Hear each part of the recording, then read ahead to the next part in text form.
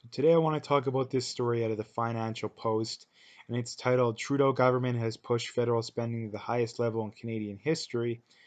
And I mean, the title kind of speaks for itself in that, I mean, there's many aspects to it. The first one being is that the economy still isn't that good. Like, if the government's pushing spending to the highest level in history, why isn't the economy better? Like I know the states they have quite a bit of debt still under Trump, which is something that I definitely disagree with him on. Even though I would vote for him, I definitely disagree with him on. It's something I'd be highly critical of him on.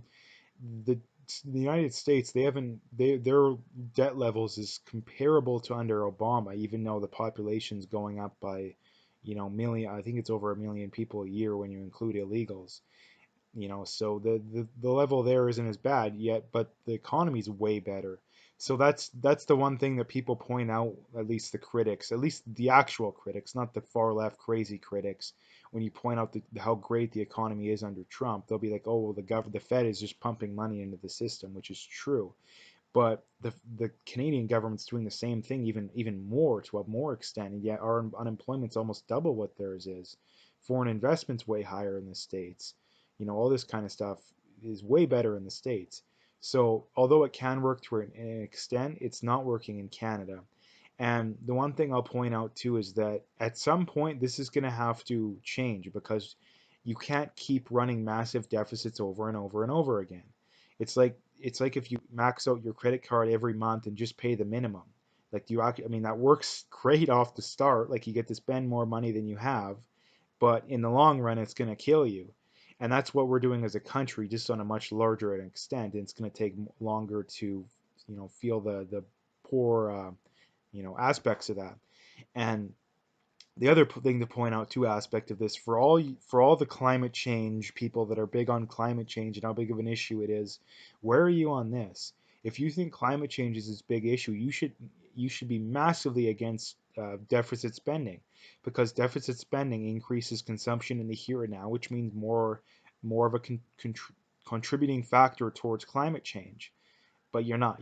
The problem is climate change activism is about pushing socialism and more government power. It's not about helping the climate. It's about, I mean, if it helps the climate to implement more socialists and give the government more power, yeah, you're all for it. But if something, for example, reducing the deficit, well, that doesn't help increase government power and more socialism. So they don't want that. Another point to bring up too is that if you're really against climate change, then you should be strongly against over people being overweight. And this is a point I heard someone bring up the other day too, is that if you're overweight, well, more food needs to be brought to the area, which means more of a more contribution towards climate change. But yet the left is generally the fat pride. You can be beautiful at any weight, or strong empowered woman or even man, whatever you want to call it.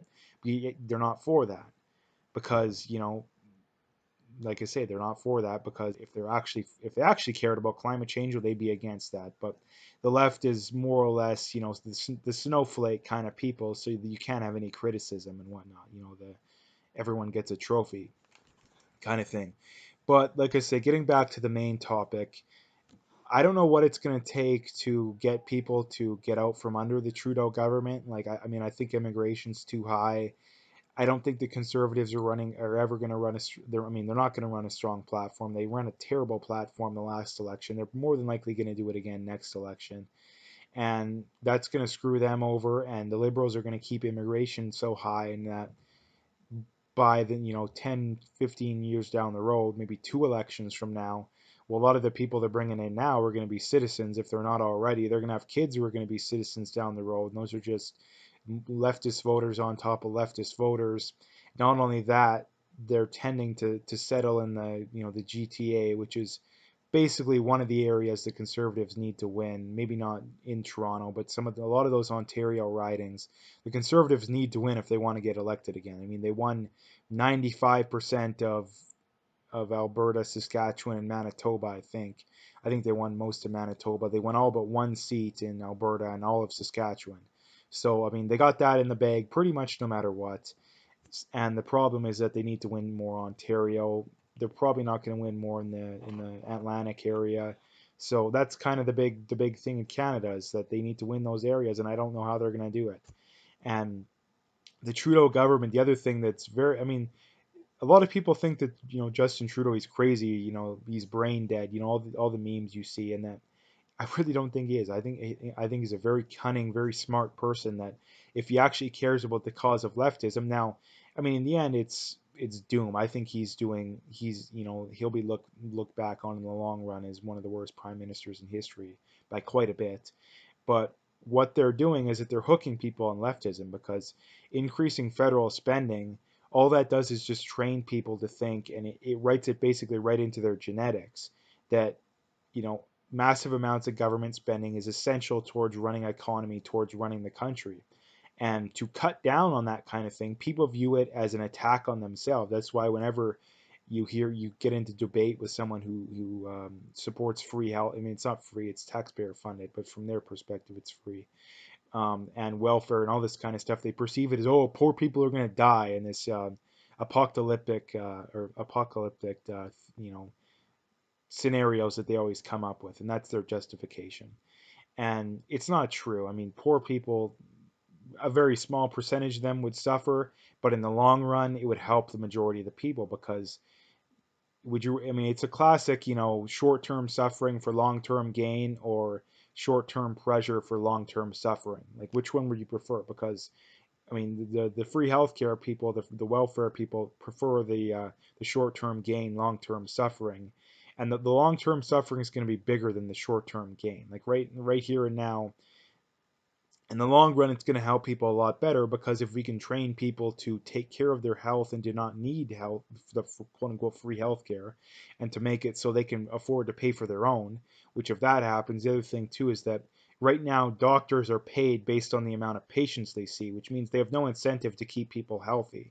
So if doctors were paid based off keeping people healthy, like in a free market system, well, guess what? People would save a lot more money, they'd be healthier, and like I say, this kind of stuff it's basically put right into people's genetics because your genetics only generally see the people around you and how they were successful in reproducing. If the people around you were successful in reproducing and they're super unhealthy and they're on welfare and they're single parents and all this kind of stuff, well then your genetics see it as, hey, that's the most successful sexually person around. Therefore, it's going to make those kind of people more likely to repeat the same cycle, which is why you tend to see the same people, the generations of poor people, generations of kids raised by single moms, all this kind of stuff, and the cycle repeats and continues. So um, this kind of stuff, I mean, it's going to end one way or the other. That's what I always tell people too, is that if you're running, like I say, if you're maxing out your credit card every month over and over and you're only paying the minimum, then at some point you're going to have to, things are going to blow up, right? And that's exactly what the government's doing. You can't keep running massive deficits year after year after year after year. The interest on the debt last year was over $20 billion. Imagine if we hadn't overspent so much and we'd have that 20, 23, $24 billion, I think it was, to put into the economy. Like that would go a long way towards helping poor people. You're telling me that we couldn't help almost all, if not all, the poor homeless people in Canada if we had $23 billion more to spend? Like, of course we could. So stop the disaster scenario too. And the other thing too is that for all the people that are disagreeing with me, you're only enabling these people by becoming poor and becoming unhealthy. You're not helping them by enabling them. It's such a terrible argument that it really bothers me. But anyway, I'm going to leave it there. I think I got the point across pretty good. If you like the video, make sure to hit that like and subscribe. That would go a long way towards helping the video get more views and me getting more views in the future. So I'd appreciate that. So make sure you stay tuned for more and hit that like and subscribe.